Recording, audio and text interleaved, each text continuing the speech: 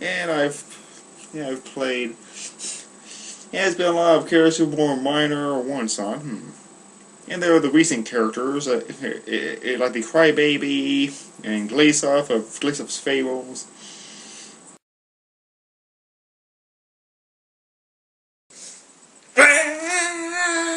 I saw the most disturbing sight! The most disturbing sight! The most disturbing sight! See, I was driving, and I saw this one really beautiful woman washing her car, and she was wearing a long-sleeve sweater and long-legged pants.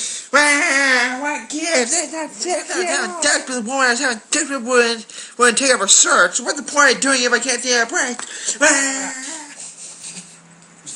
My parents and friends and family have all been complaining that I have a one-joke personality. They think I can't do anything besides cry and complain. Hello, my name is Gleesoff, and it's time for a Gleesoff fable. And tonight's fable is the story of the 3 Chihuahuas. Once upon a time, there were 3 Chihuahuas. There was a raw Chihuahua, a medium rare Chihuahua, and a well-done Chihuahua. One day the 3 Chihuahuas were tired of this Chihuahua stereotype. You know the stereotype, don't you? It's the stereotype that Chihuahuas only useful whenever vegetarians are hungry. So they decided to make a name of themselves, and they got out of the stove they lived in and traveled to Broadway to become stars. They auditioned for every Broadway play that was given open auditions, but none of their casting directors were interested in hiring them.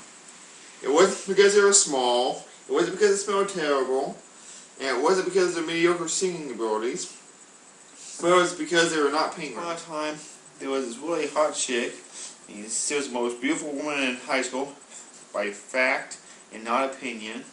But one day, but despite the fact that she was so hot, she mistakenly thought she was ugly. Like all the men would always make inappropriate comments towards her and would sexually harass her, but she mistook those comments for insults due to her supposed ugliness.